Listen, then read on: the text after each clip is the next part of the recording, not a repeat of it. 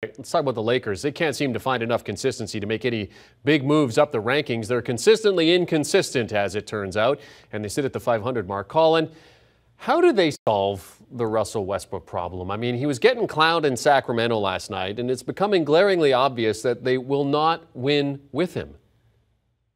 Yeah, I mean, if I could answer that question, I think I'd be coaching the Lakers right now. It's a very difficult situation. I think everyone knew heading in it was going to be a difficult fit with Westbrook and LeBron.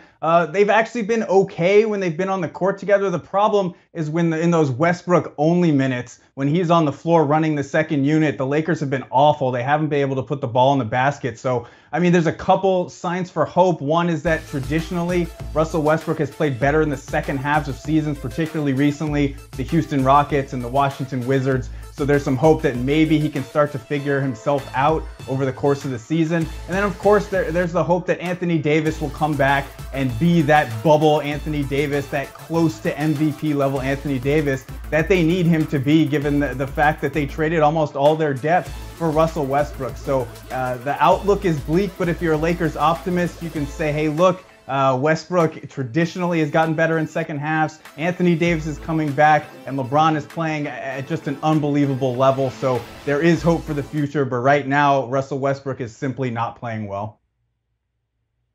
Yeah, this is a situation that I know everybody want to throw the kitchen sink at Russell Westbrook right now, but it's not all about him. I mean, this Lakers team is just a horrible defensive team. I mean, when you look at their roster, you would think that, especially with the pieces that they lost and some of the pieces that they got, they will still be pretty good defensively.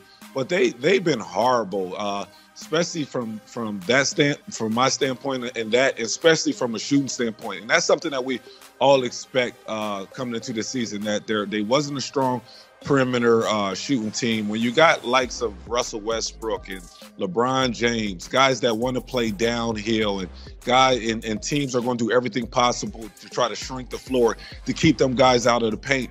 You got to have shooting, and when you don't have shooting, it kind of boggles everybody down. Russell Westbrook doesn't look as good that we have seen him in the past. Is it a situation where, the Lakers say to themselves, we got to take him off the ball and move him more to the shooting guard position? That way he can just be the old Russell Westbrook and just come downhill and try to make plays.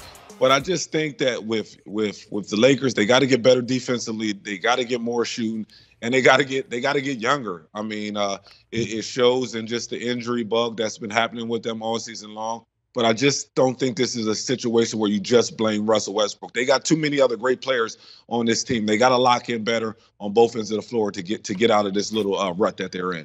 Do you want a sports network that delivers everything that matters about the game? The highlights, the picks, the instant analysis, no yelling, no fake debates, no politics. Hit the subscribe button and never miss a moment.